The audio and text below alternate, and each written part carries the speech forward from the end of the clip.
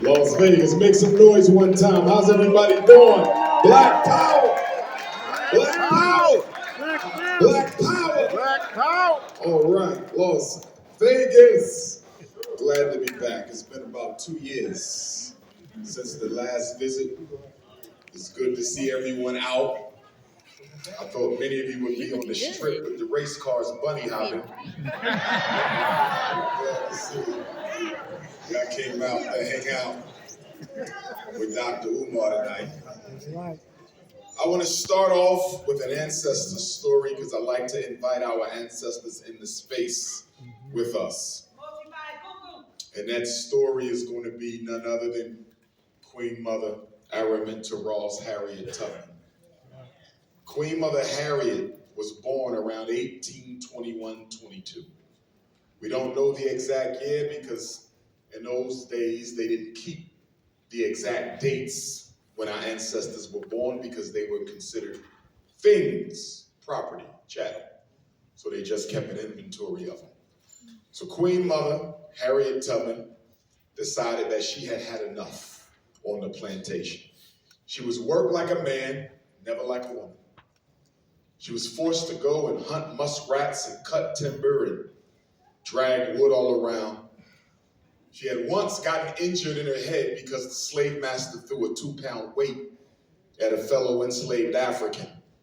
And Harriet jumped in the way to protect him, and that put a gash in her head. And she suffered from, some would say, seizures for the rest of her life, definitely blackout spells. But as you know, when you go through them kind of traumas, sometimes they open you up spiritually. If you're an African person, if you've been through any deep trauma, it normally was a gateway to a deeper understanding of spiritual consciousness. So Queen Mother Harriet in 1849 decided to run away. 1 year before the 1850 Fugitive Slave Bill that allowed slave masters to go and track their quote-unquote property anywhere in America, including free states. So once she got through Maryland and got through Delaware and ended up in Philadelphia, Pennsylvania, at the Underground Railroad office that was located at 4th and Market Streets, only a block away from the Liberty Bell. She got there and she met William Still. William Still, who prepared the largest collection of escaped slave narratives in American history. After she got to Philadelphia, she started working to raise money. She didn't forget about where she came from like a lot of us do. Queen Mother Harriet said, I may be free, but there's many more like me who are not.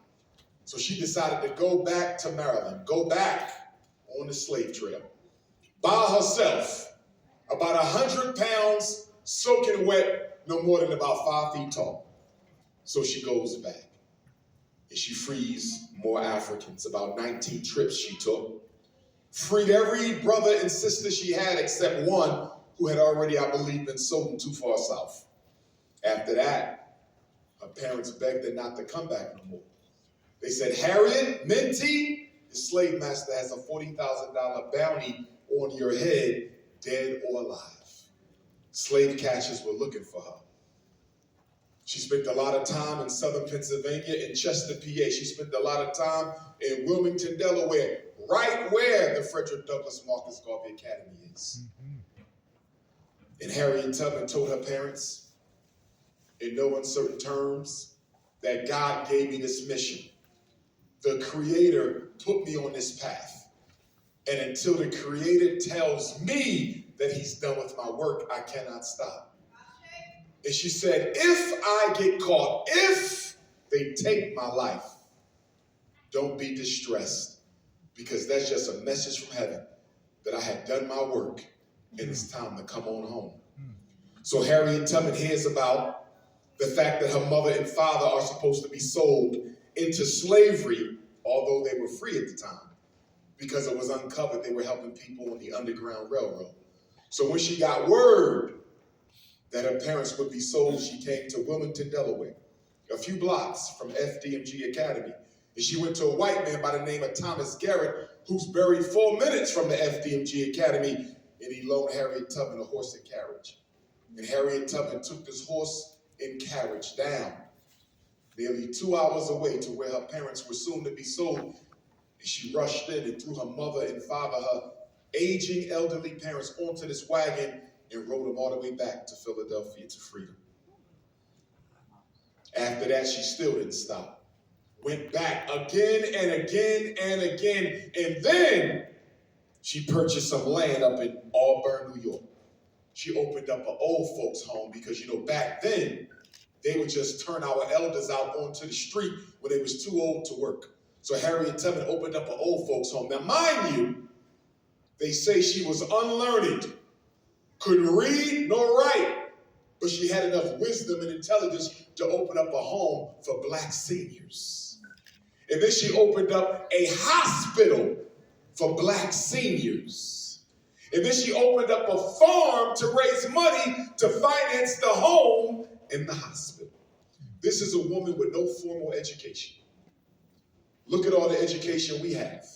What institutions have you built? Not yet. And so then Harriet Tubman gets a phone call. Secretary of War for the Union, we need you. President Abraham Lincoln needs you to join the Union war effort. So Harriet Tubman stops what she's doing. She goes down to South Carolina, serves as a nurse and a spy and a scout. She wasn't given a salary, even though her services were requested by the federal government. So she made her money by cleaning and healing soldiers. She was a cook, and she was a herbalist and a naturopath. And that's how she made her money. And so Harriet Tubman becomes the first and only woman in American history to lead soldiers into battle. In 1863, she led U.S. colored troops on the Combahee River raid. And in one day, Harriet Tubman and a group of black soldiers freed over 750 slaves in a day.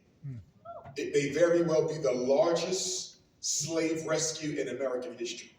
And she is certainly the only woman to lead soldiers into battle in the history of this country. That's why they call her General Tubman. So when the Civil War was over, Harriet Tubman goes back to Auburn. She puts in a request to be compensated for her services, and she is denied. She finally gets a widow's pension because her second husband, after he died, she collected a widow's pension, but she was never compensated for her own services. When she was old, frail and brittle, not far from the ancestors, they sat her down and asked her. They said, "Who do you think you were to do what you did?" She said, "I was just following my Lord. He gave me a message to go and free his people, and I couldn't say no." She said, "I went over 19 times, freed hundreds of them." They said, "Were you ever scared on that Underground Railroad?" She said, "Never. Whenever I ran into a situation, I would get on my hands and knees, and I would ask the Almighty to find a way out of it." And she said, "Whenever I did that, whenever I kept my faith strong, the good Lord will find a way for me out of my circumstances." She said, "Every journey I took a rifle or pistol with me, because every once in a while there would be some scared Negro who would want to turn back." She said, "We would get so far away, they would be so scared of hearing the bloodhounds and hear the slave master screaming and hear the wolves in the woods and the cold, because we often had no shoes, and they just said, 'I can't take it, Minty. I got to go back.'" And she said, whenever a Negro dared to go back to the plantation, I would cock my rifle up to his head and say, "Dead niggas tell no tales. You go on or you die here."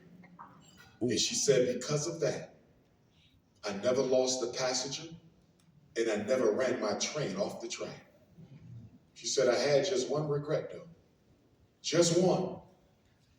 She said, "For all my years on the Underground Railroad and all the enslaved Africans I helped to free, I freed many of them, but I could have freed so many more. The problem was they didn't even know that they were slaves." Queen Mother Harriet Tubman said, "I had reasoned it out in my mind ahead of time, that I had a right to one or the other, freedom or death. And if I couldn't have one, I would certainly have the other for no man should take me alive. Brothers and sisters, what happened to that kind of courage? Brothers and sisters, what happened to that kind of faith?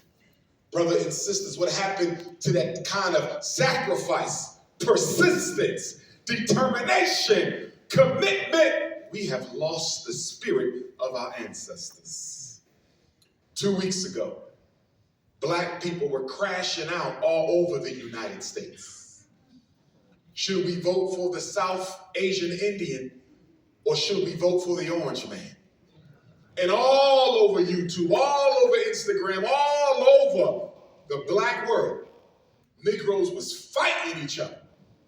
I saw a Black woman say if her husband don't vote for Kamala Harris, she's getting a divorce.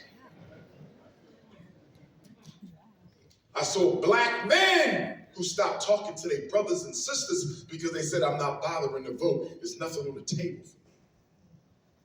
And as I looked at all these Negroes fighting over the red plantation and fighting over the blue plantation, fighting over the Democratic Party plantation, fighting over the Republican Party plantation, I said to myself,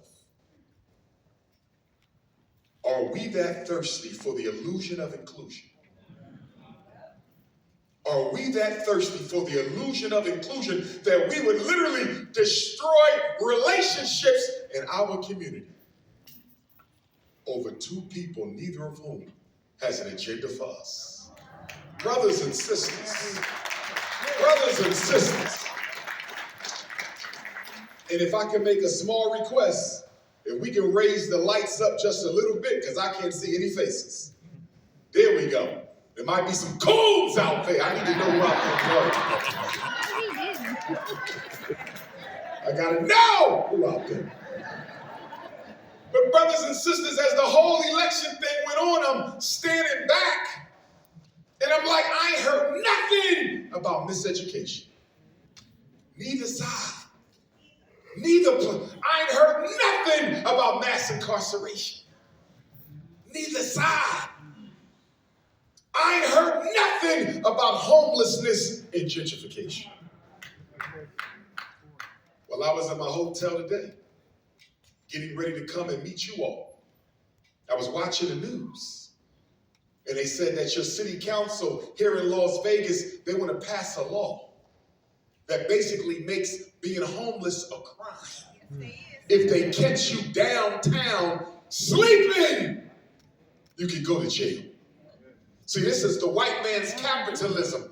They rob from the poor, give to the rich, but they don't want to see no evidence of it. See, they got to keep you thinking that capitalism works. And don't get me wrong, I'm no communist, I'm a Pan-Africanist. But capitalism is no solution. The reason everybody in love with capitalism is they don't understand how it was birthed, and it was birthed on your back. It was the unpaid labor of 4 centuries that gave the white man an economic edge over the rest of the world. Capitalism ain't no better than no other system. It's just they had a 400-year head start. That's it, brothers and sisters. How can you endorse a system where the top 1% own more than the bottom 75? That's economic slavery. In America, top 1% of Americans own more than the bottom 50. And they tell you you can change it all with a vote. Brothers and sisters, if voting could change anything for the American African, it will be illegal. It would be illegal. I'm not saying don't vote, but voting is a strategy, Las Vegas. Voting is a tactic, Nevada. Voting is not a way of life. It is not a religion. It is not something you do because you can. You vote because you should. I didn't hear nothing about police genocide from neither candidate. But y'all was crashing out. Negroes say my ancestors died for me to vote. Actually, they died for freedom, justice, and equality. Voting was only the strategy. Stop confusing goals with tactics. Stop confusing goals with tactics. Stop confusing goals with tactics. What did Stokely Carmichael Kwame Ture say? He was interviewed once and they said, well, Student Nonviolent Coordinating Committee, are y'all violent or nonviolent? And Stokely Carmichael Kwame Ture said, I can't answer that because you don't determine a tactic before you have assessed the battlefield.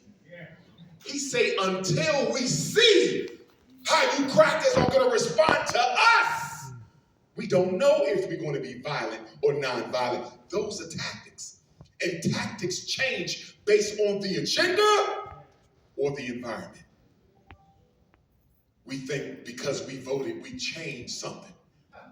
And I was so disappointed at my Black Greek sorority and fraternity brothers and sisters. Because that first night that Vice President Harris declared her candidacy after Joe Biden cognitively clocked out, the Black Greeks raised $30 million in a night. One night, $30 million in one night, and gave it to a South Asian Indian to pay for commercials.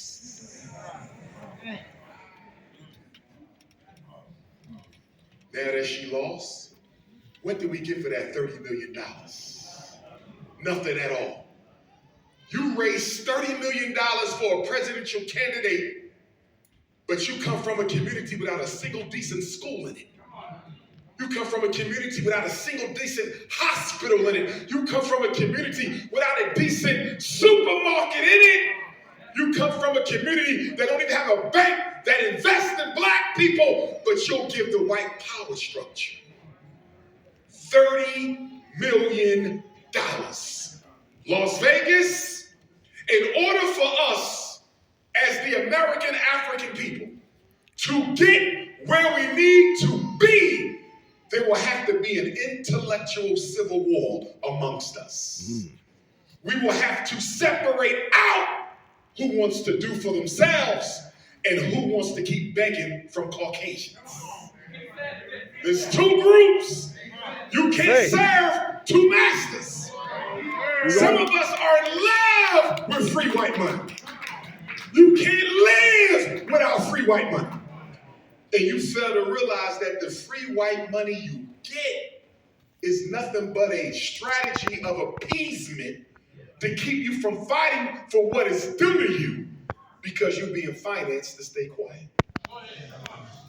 There was an article that just came out the other day. It revealed that National Action Network founder and president, the Reverend Al Sharpton, received two separate $250,000 checks from Kamala Harris for the campaign.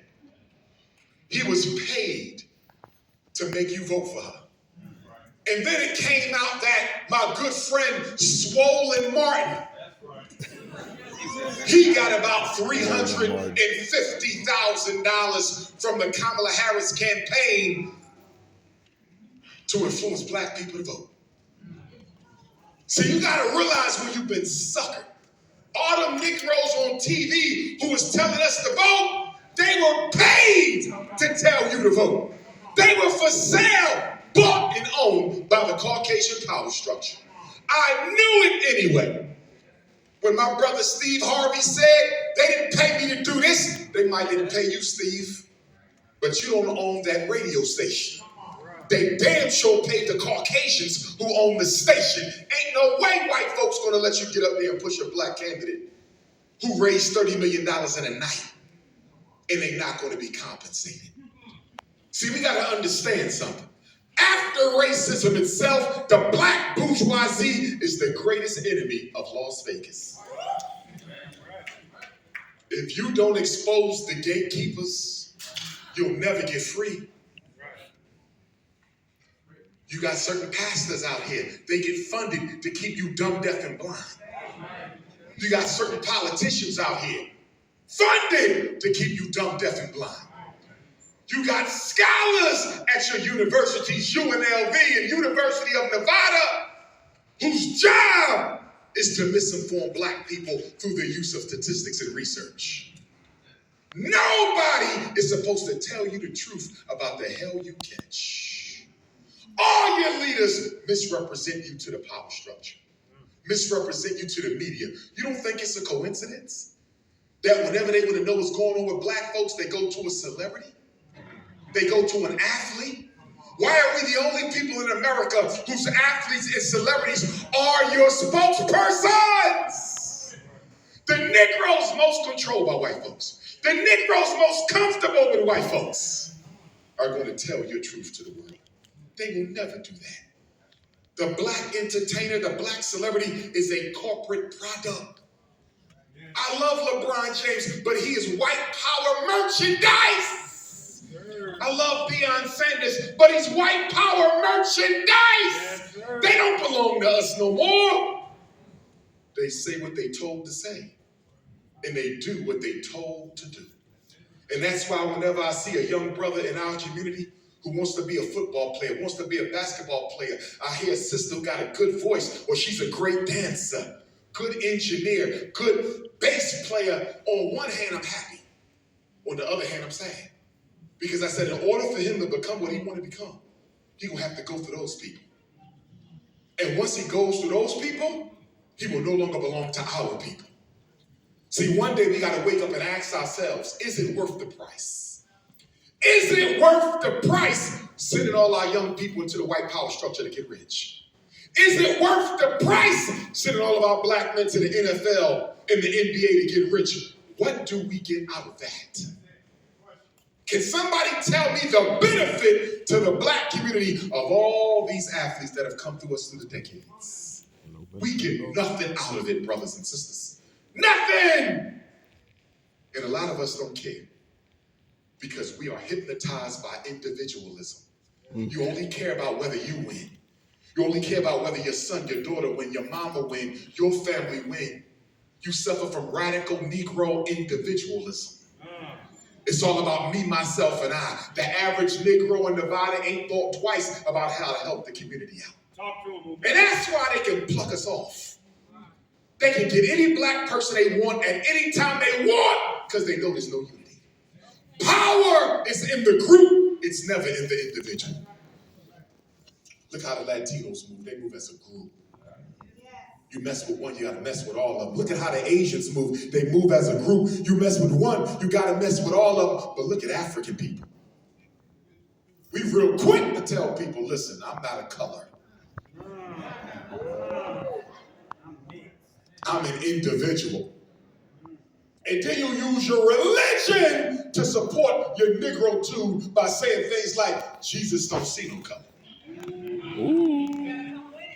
You will reason your self-hatred and blame it on the Lord. And then you say, Dr. Umar, color of Christ don't matter. Well, if the color of Jesus don't matter, why did the white man spend 500 years changing the color on every statue he could find if it did not matter?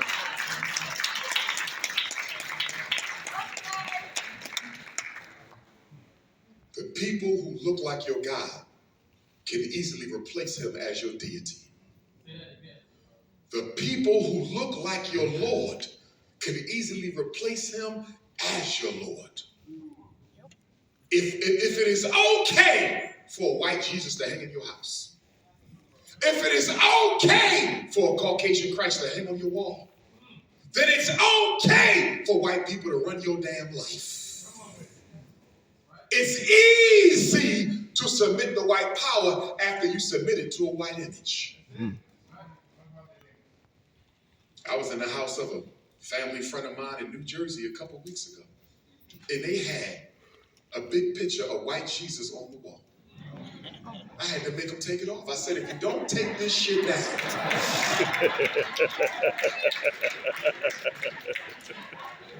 and then I said, burn it after you take it down. I said, well, Dr. Umar, why we gotta burn it? I said, because if you put this in the garbage, another Negro will come along, take it out the garbage, and put it up on their wall.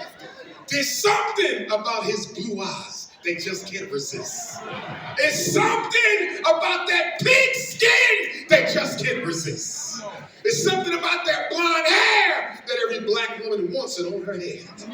It's something.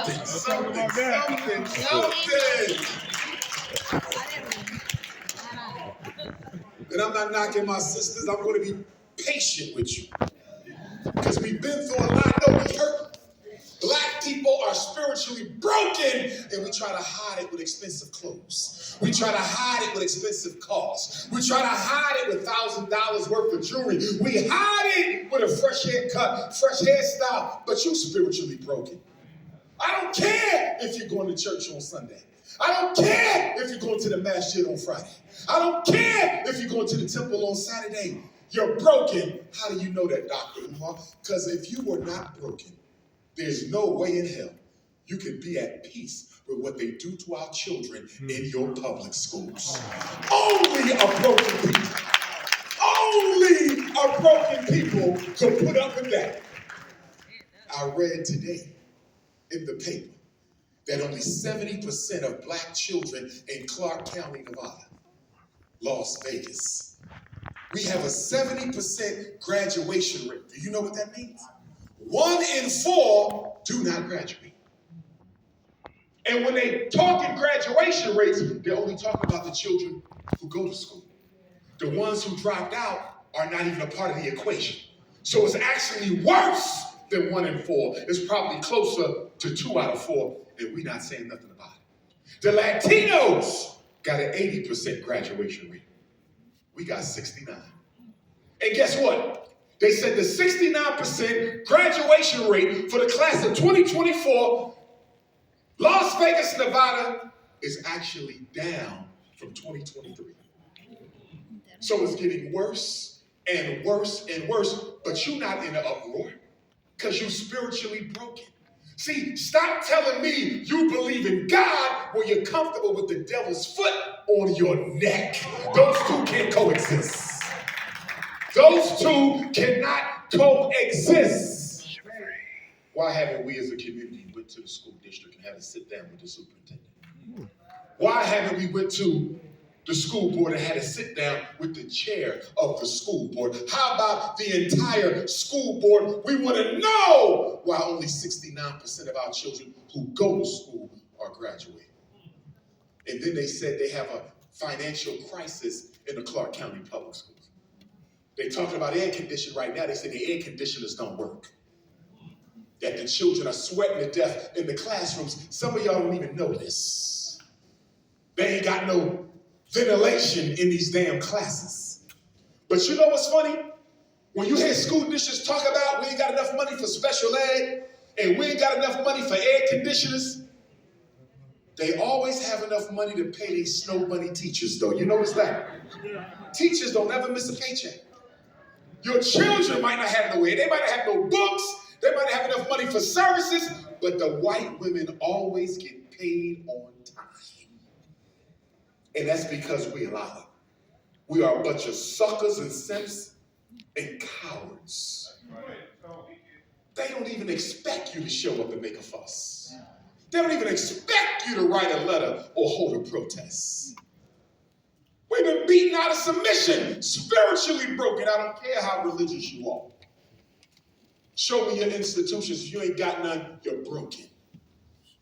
In Las Vegas, be careful about this people of color thing that they push. People of color. People of color. They're trying to get you to rename yourself people of color. Stop saying black. You know why? Because if we get them to say people of color, we no longer have to count their issues separate. We could phase Negroes on out and nobody would even know because we got them lumped in with other non-white people who hate their guts as much as we do. Look what they did in Chicago and New York with the migrant crisis. They flooded them cities with Latinos from South America. Gave them free housing. They opened up schools that they said they couldn't afford to run. But they opened them for non-American migrants. They gave them credit cards. They let a lot of them vote. They gave them housing. And yet Black America has the highest homelessness rate since Dr. King. Look at New York City. The mayor was putting the migrants up in 4- and 5-star hotels. And then they went around and started begging New Yorkers, if you let them live with you, we will give you a subsidy. I said, Black New York, don't you let the migrants in your house. Because you know there's residency laws where you just can't put people out once they live there. If you let them in your house, they're going to take over your house. You're going to get frustrated and you're going to leave your house, and the migrants will own your house. And do you know why they decided to do that to Chicago and New York? Because those are the two blackest cities we have. They're the two most politically conscious cities we have. So the Democratic Party that you love so much said that if we can brown wash the black people out of New York, and if we can brown wash the black people out of Chicago, we won't have to worry about the black vote on election day. The Democratic Party is tired of catering to you. And now Donald Trump, he can deport all he want to deport. There's so many of them migrants who had already made babies here, they're not going nowhere. You ain't gonna be able to separate them from their mother. I don't care what he say. That's all talk. Donald Trump know the migrant crisis is here to stay. Because if you don't let the migrants stay, white corporations will pack up and take their factories overseas. The migrants are here to keep the costs down for the factories. That's why they're here. They let them in. Donald Trump is full of SH, you know what? They're not going to stop coming. That wall he built, they had videos of the wall with the migrants paying somebody 50 US and walking right around the wall with their kids. Like the Wizard of Oz. Ain't no wall kept no damn migrants out. Has a fence ever kept somebody out your backyard from stealing your shit? So what make you think? No wall. Who the hell you know got stopped by a wall without enough security in it?